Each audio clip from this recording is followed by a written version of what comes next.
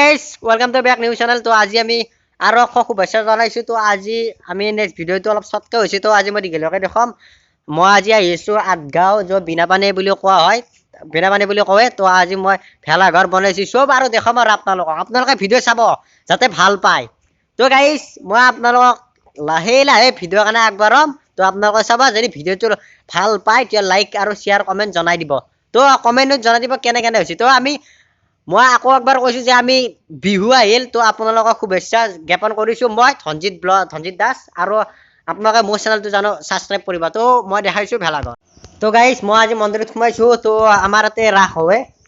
তো গাইজ এইটো আমাৰ হৈছে হৰে কৃষ্ণ, এইটো হৈছে হনুমান। তো গাইজ ৰাস শেষ গ'ল, তথাপিও আমাৰ এই মানে মূৰ্তি থাকি গ'ল। আৰু এইটো হৈছে বিষ্ণু এনেকৈ কি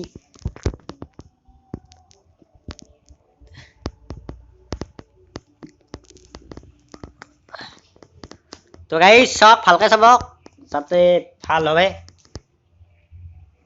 আৰু এইটো হৈছে লক্ষী মাই,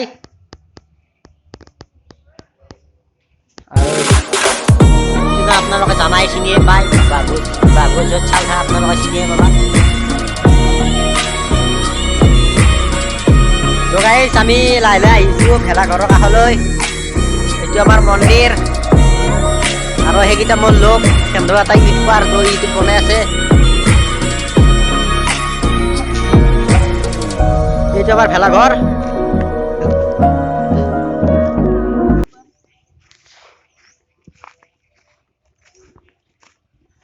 আৰু এইটো এটা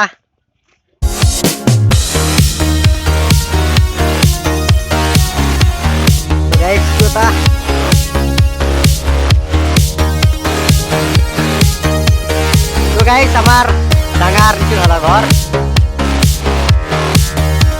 আৰু এইটো পিতন দাস।